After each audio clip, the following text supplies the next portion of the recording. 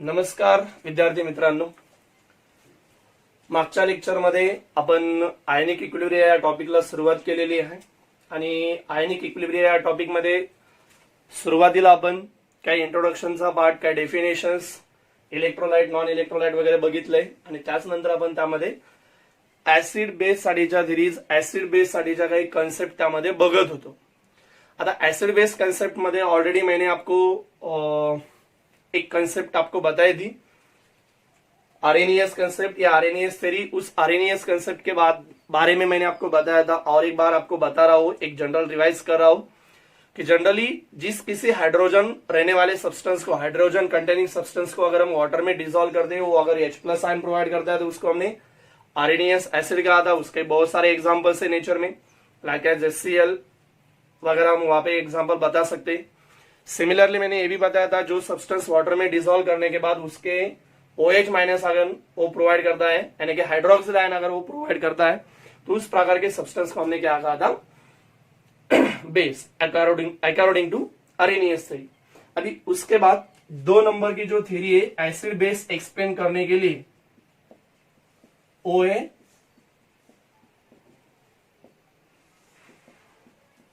Lorry Bronsted theory. Lowry और Bronsted नाम के 2 साइंटिस्ट थे, उन्होंने एसिड और बेस एक्सप्लेन करने के लिए कुछ थ्योरीज वहां पे एक्सप्लेन की थी। तो इस थ्योरी के अनुसार अगर हमें बताना है एसिड बेस एग्जैक्टली क्या होता है, तो ये हम यहाँ पे बताएंगे। सबसे पहले इस थ्योरी के अनुसार एसिड यानी क्या है, जो सब्सटेंस, एक्चुअल आपको पता है इसके कंसेप्ट में, ये हाइड्रोजन है जिसका एटॉमिक नंबर 1 होता है और उसका एटॉमिक मास नंबर 1 होता है। ये कंसेप्ट आपको पहले ही पता है। हाइड्रोजन सबसे स्मॉल एटम है नेचर में, और ये हाइड्रोजन जिसमें एक ही प्रोटॉन है और एक ही इलेक्ट्रॉन है, लेकिन उसमें एक भी न्यूट्रॉन नहीं। एक में ऐसा हाइड्रोजन है जिसमें न्यूट्रॉन नहीं है, लेकिन इस हाइड्रोजन में से अगर हम एक इलेक्ट्रॉन निकाल दें तो H+ आयन मिलता है। तो इससे हमें समझ में आएगा कि उसमें से जो एक इलेक्ट्रॉन अगर हम निकाल देते, मैंने आपको पहले बताया प्रोटॉन कितना है उसमें 1 और इलेक्ट्रॉन कितना है 1, लेकिन उसमें से अगर हम इलेक्ट्रॉन निकाल देते तो बाकी कौन रहेगा, प्रोटॉन। तो इसका मतलब H+ जो आयन्स है वो कोई एटम वगैरह नहीं है, वो एक्चुअल प्रोटॉन है। H+ ion nothing but called as protons. So generally इस लॉरी ब्रॉन्स्टेड थ्योरी का कहना है, जो सब्सटेंस जो प्रोटॉन है, दैट मीन्स H+ आयन है, वो अगर डोनेट करता है तो उस प्रकार के सब्सटेंस को हम क्या कहते हैं, प्रोटॉन डोनर। प्रोटॉन का मतलब है H+ आयन, तो प्रोटॉन डोनर जो रहेगा उस डोनर को हम क्या कहते हैं, लॉरी ब्रॉन्स्टेड थ्योरी के बेस पे एसिड। सो उसी के साथ अगर हम लॉरी ब्रॉन्स्टेड थ्योरी का बेस का ऑब्जर्वेशन करेंगे तो हमें समझ में आएगा कि जो प्रोटॉन यानी H+ आयन है वो अगर एक्सेप्ट करता है तो प्रोटॉन एक्सेप्टर जो रहेगा उसको हम क्या कहते हैं, लॉरी ब्रॉन्स्टेड बेस। सो जो 2 नंबर की थ्योरी है एसिड बेस के लिए, उस थ्योरी का नाम लॉरी ब्रॉन्स्टेड थ्योरी या लॉरी ब्रॉन्स्टेड कंसेप्ट हम बोलते हैं। उसके अनुसार मैंने तो डेफिनेशन आपको बताई है, एसिड क्या है और बेस क्या है। तो एसिड हम बता सकते हैं जो सब्सटेंस वहां पे H+ आयन, और एक बार बता रहा हूं H+ आयन का मतलब है प्रोटॉन। सो जो सब्सटेंस वहां पे प्रोटॉन यानी कि H+ आयन वहां पे डोनेट कर दे, डोनर है, उन प्रकार के सब्सटेंस को हम क्या कहते हैं, Lowry Bronsted acid. So those substance which has tendency to donate the proton or H+ ion to another substance, that substances are called as the Lorry Bronsted acid. In short, proton donor are called as the Lorry Bronsted acid. Similarly, those type of substance which has tendency to accept the proton, that means H+ ion from the another substance, then that type of substance is called as a Lorry Bronsted base. In short, उसको हम बोलते हैं proton acceptor, are also called as a Lowry Bronsted theory और Lowry Bronsted base.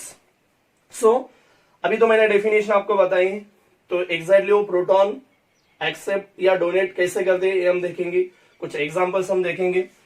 Suppose हमने यहाँ पे एक example लिया है HCl का। HCl एक सब्सटेंस है जिसको हम NH3 यानी कि अमोनिया के साथ वहां पे रिएक्ट करेंगे। तो अमोनिया के साथ रिएक्ट करने के बाद अगर हम देखेंगे तो सबसे पहले HCl और NH3, अगर हम यहाँ पे इस टाइप के रिएक्शन में फॉरवर्ड डायरेक्शन में देखेंगे तो जनरली ये HCl, एक्चुअल आप देखेंगे तो H+Cl- आयन के फॉर्म में, तो ये HCl एक H+ आयन इस NH3 को डोनेट करेगा, और डोनेट करने के कारण यहाँ पे ऑलरेडी NH3 था, एक हाइड्रोजन आया, लेकिन उस हाइड्रोजन पे क्या है, पॉजिटिव चार्ज है। और बाद में ये जो Cl माइनस है, Cl में से H प्लस निकल गया, बाकी कौन रहेगा, Cl माइनस। तो इस टाइप के रिएक्शन का अगर हम ऑब्जर्वेशन करेंगे तो आपको यहाँ पे समझ में आया। इस फॉरवर्ड रिएक्शन में अगर आप ऑब्जर्व कर रहे हो तो आपको समझ में आया होगा कि HCl में HCl इसने एक H प्लस यानी कि प्रोटॉन डोनेट किया है, और हमें पता है प्रोटॉन डोनर जो होता है, प्रोटॉन डोनेट जो करता है उसको हम क्या कहेंगे, एसिड। अभी सिमिलरली उसी केमिकल रिएक्शन में जो NH3 यानी कि जो अमोनिया है, उस अमोनिया ने इस HCl में से एक H प्लस आयन क्या किया है, एक्सेप्ट किया है, गेन किया है। और गेन करने के कारण इस सब्सटेंस को हम क्या कहेंगे, अकॉर्डिंग टू दिस थ्योरी, जो गेन करता है, जो एक्सेप्ट करता है, उसको हम क्या कहेंगे, बेस। अभी ये रिएक्शन रिवर्स होने की कितनी टेंडेंसी आपको पता है, वो ज्यादा से ज्यादा रिवर्स हो पाती नहीं है, लेकिन एक ऑब्जर्वेशन के लिए कुछ अमाउंट में थोड़ी सी अमाउंट में वो हो सकती है। तो उसमें अगर हम रिवर्सेबल रिएक्शन के बारे में अगर हम देखेंगे तो अगर हम बैकवर्ड रिएक्शन या अपोजिट रिएक्शन देखेंगे तो इसमें समझ में आएगा। अभी NH4 प्लस और Cl माइनस इस रिएक्टेंट साइड में प्रेजेंट है इन बैकवर्ड डायरेक्शन।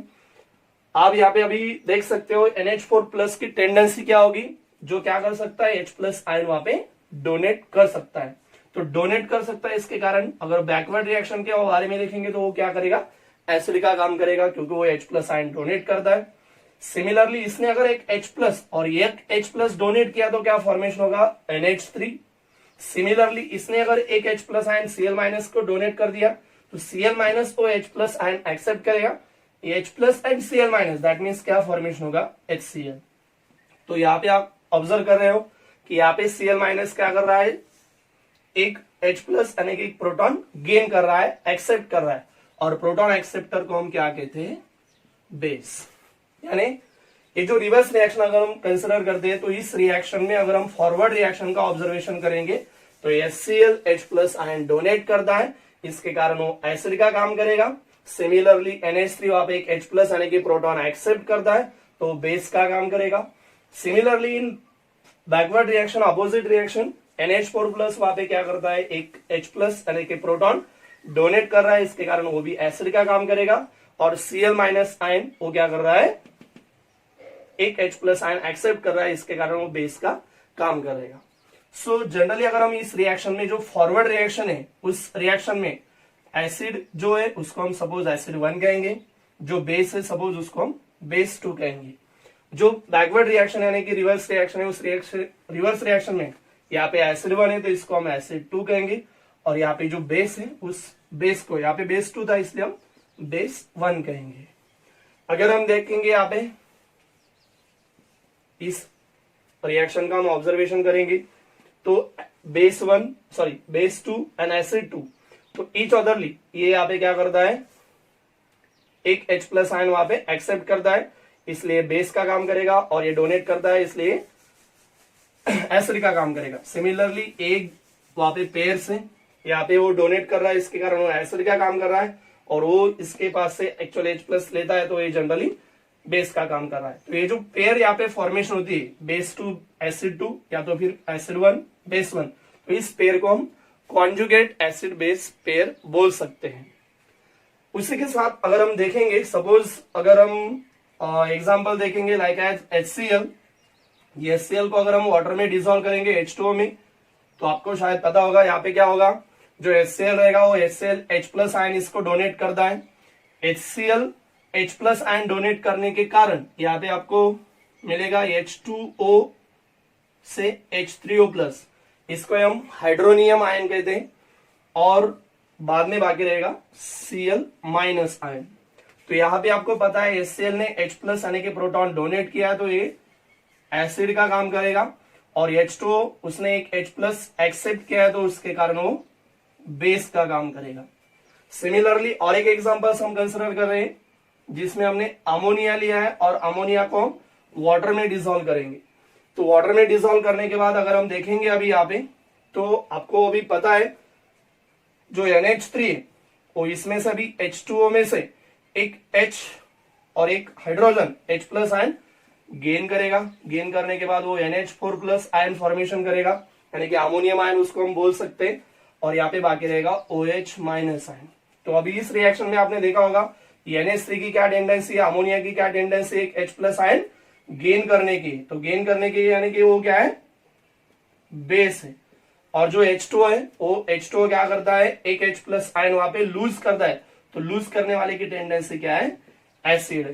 तो जनरली अगर हम देखेंगे दोनों रिएक्शन का ऑब्जर्वेशन करेंगे तो पहले रिएक्शन में H2O यानी कि वाटर वहां पे बेस का काम कर रहा है, तो उसकी वही H2O दूसरे रिएक्शन में एसिड का काम कर रहा है। इसका मतलब है कि वाटर ऐसा सब्सटेंस है जो एसिड और बेस दोनों की प्रॉपर्टी वहां पे इंडिकेट कर रहा है।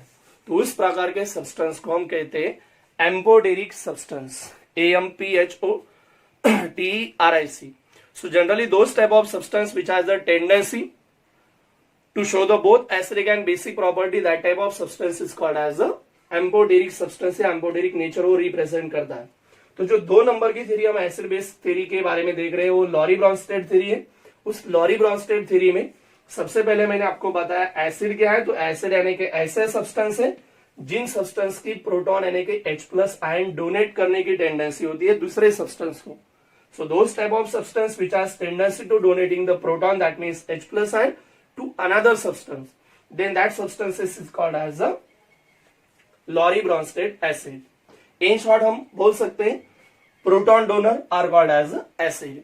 Similarly those type of substance which has tendency to accept the proton from another substance, then that type of substance are called as the Lowry Bronsted base. In short, those substance which are proton acceptor are also called as the base. उसी के साथ मैंने आपको ये भी बताया कि इसमें अगर ये H plus ion HCl H plus ion donate करता है तो इसके कारण वो एसिड होगा, और वहां पे Cl माइनस आयन वहां पे H प्लस आयन गेन करता है तो इसके कारण जो H प्लस डोनेट करेगा और दूसरा उसके साथ ही जो दूसरा सब्सटेंस रहेगा वो गेन करेगा। तो उस टाइप की जो एसिड और बेस की पेयर होती है उस पेयर को हम क्या कहते हैं, conjugate acid base pair. Similarly मैंने ये भी आपको बताया कि जनरली जो वाटर होता है, वाटर पहले रिएक्शन में आप देखते हैं तो उसका बेस का काम किया है, दूसरे रिएक्शन में उसने एसिड का काम किया है। तो ये दोनों रिएक्शन से हम समझ में आता है कि वाटर वहां पे एसिड और बेस दोनों का काम कर रहा है, दोनों का नेचर वहां पे रिप्रेजेंट कर रहा है। तो ऐसे बहुत सारे नेचर में सब्सटेंस होते हैं जो सब्सटेंस एसिड और बेस दोनों की प्रॉपर्टी वहां पे इंडिकेट कर रहे होते हैं। तो उस प्रकार के सब्सटेंस को हम कहते हैं amphoteric substance. So water act as amphoteric substance. कुछ एग्जांपल्स आप यहाँ पे देख सकते हो। H आपको पता है H2SO4, तो HSO4 माइनस अगर हम यहाँ पे देखेंगे तो H2SO4 से बना हुआ है, क्योंकि H2SO4 में से एक H प्लस क्या कर दिया हमने, निकाल दिया है। तो H2SO4 ने निकाल दिया, इसका मतलब है उसने एक H प्लस यानी कि एक प्रोटॉन डोनेट किया, इसका मतलब वो एसिड का काम करेगा। लेकिन उससे क्या मिला हमें अभी, HSO4 माइनस। तो अभी ये जो HSO4 माइनस है उसके दो अलग अलग टेंडेंसी होती है। सो जनरली क्या है, अगर हम इसमें एक H प्लस आयन ऐड करेंगे, ऐड करने का मतलब है वो अगर H प्लस आयन गेन करेगा तो गेन करने के कारण ये H प्लस से पॉजिटिव नेगेटिव डिस्चार्ज हो जाएगा और ये H2SO4 फॉर्म होगा। तो इसका मतलब है उसने अगर H प्लस आयन अगर एक्सेप्ट कर दिया तो एक्सेप्ट करने के बाद ये क्या काम करेगा, बेस। और आपको पता है ये HSO4 अगर H प्लस डोनेट करता है तो एक्चुअल इस पे एक नेगेटिव चार्ज ऑलरेडी है, एक H प्लस और डोनेट करेगा तो उस पर और एक नेगेटिव चार्ज आएगा, यानी कि SO4 माइनस माइनस, उसको हम SO4 2 माइनस भी लिख सकते हैं।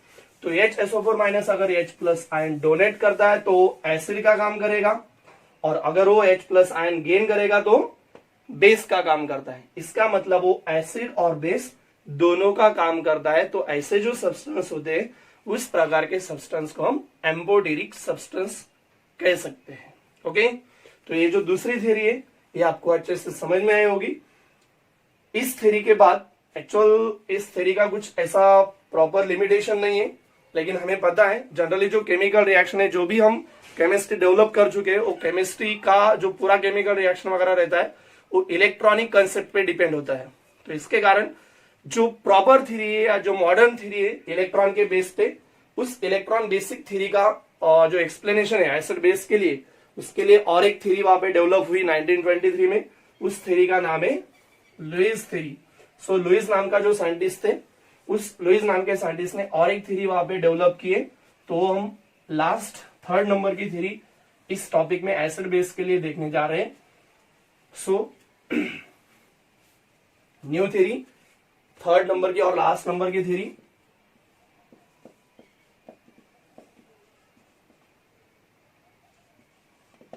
Lewis theory.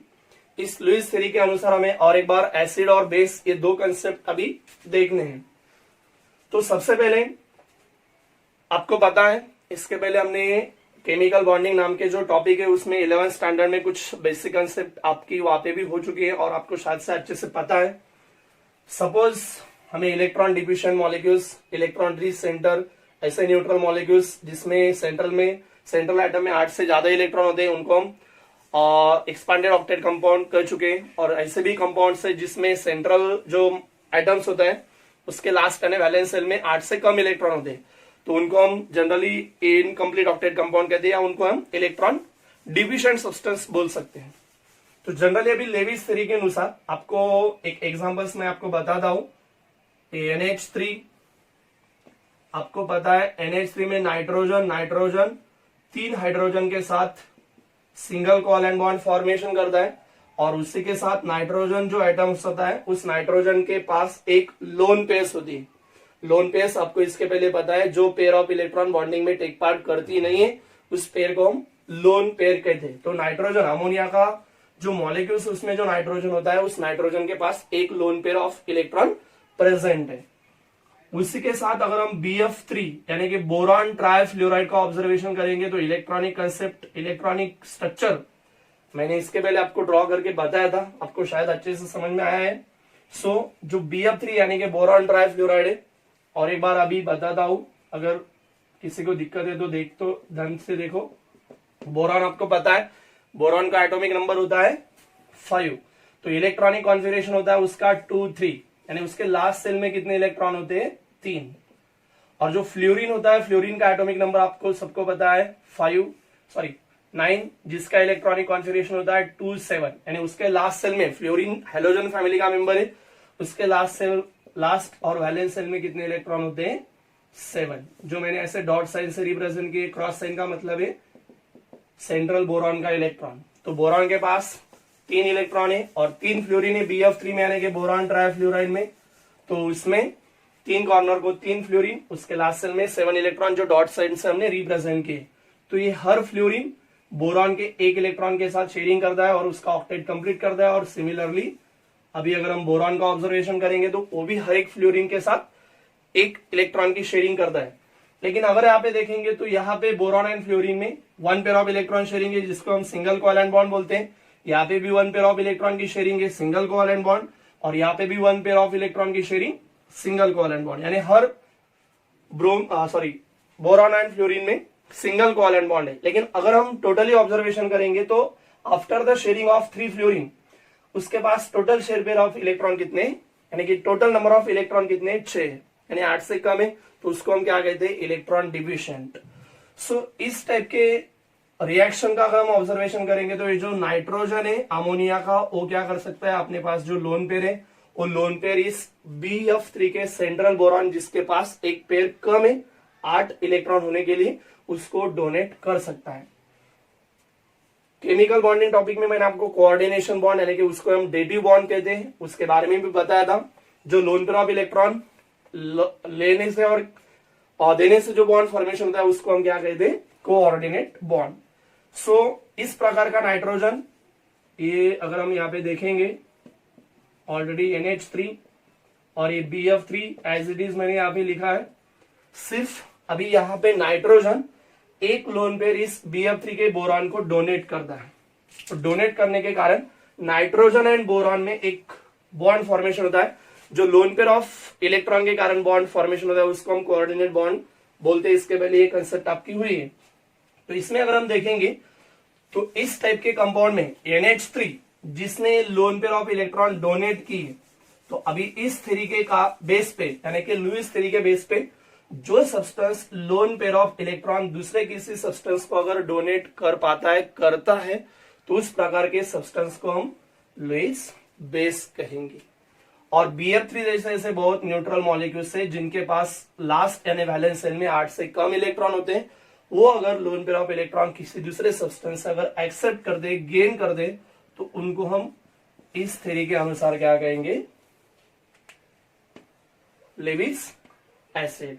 सो लास्ट जो थर्ड नंबर की लुईस थ्योरी है, उस थ्योरी के अनुसार इस एग्जांपल से हम बता पाते हैं एसिड यानी ऐसे सब्सटेंस है जिनकी क्या टेंडेंसी है, loan pair of electron gain करके वहां पे कोऑर्डिनेट बॉन्ड फॉर्म कर सकता है। मैक्सिममली कुछ केस में कोऑर्डिनेट बॉन्ड फॉर्मेशन करने के अलावा भी वो loan pair of electron lose और गेन कर सकते हैं। यहाँ पे तो शायद यहाँ पे तो मैंने कोऑर्डिनेशन का एग्जांपल लिया है।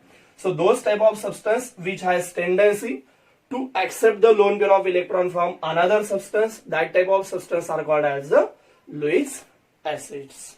और similarly those type of substance which has tendency to donating the lone pair of electron to another substance, then that type of substance are called as the Lewis base. So एक combined examples मैंने आपके सामने लिखा है जिससे आपको समझ में आएगा कि जो NH3 है न्यूट्रल मॉलिक्यूल, उसके पास लोन पेयर होने के कारण वो बेस का काम करेगा, और BF3 वहां पे इलेक्ट्रॉन डिफिशिएंट है जिसके पास 8 से कम इलेक्ट्रॉन होने के कारण जनरली वो लेविस एसिड का काम करेगा। ओके, सो जनरली और ऐसे जो कैटायंस होते हैं जनरली, तो कैटायंस यानी पॉजिटिव आयन वहां पे लुईस एसिड का काम करेंगे, और जो आयंस होते हैं अनायंस नेगेटिव आयंस, वो भी जनरली लुईस बेस का काम कर सकते हैं। तो इसी तरह जो एसिड बेस की जो कंसेप्ट थी, एसिड बेस का जो आर्टिकल इस आयनिक इक्विलिब्रियम टॉपिक में हमारा हुआ था, उसमें हमने अब तक 3 प्रकार की थ्योरी, प्रीवियस लेक्चर में हमने ऑलरेडी जो पहली थ्योरी बताई थी वो थी सबसे पहली आरएनएस थ्योरी, आरएनएस कंसेप्ट, उसके बेस पे हमने एसिड बेस क्या होता है ये बताया था। और उसी के साथ इस लेक्चर में अभी अगली जो 2 थ्योरी है वो लॉरी ब्रॉन्स्टेड थ्योरी, और उसी के साथ लास्ट वन जो मॉडर्न थ्योरी इलेक्ट्रॉन के कंसेप्ट पे डिपेंड, लुईस नाम का साइंटिस्ट उसने जो थ्योरी डेवलप की लुईस थ्योरी, उसके बेस पे हमने एसिड बेस कंसेप्ट ऑलरेडी बता चुके हैं, एक्सप्लेन कर चुके हैं। अगर आपको कोई दिक्कत है तो आप मुझे वो मेंशन कर सकते हैं, मैं आपको अच्छी से और बात बता सकता हूँ। नमस्ते।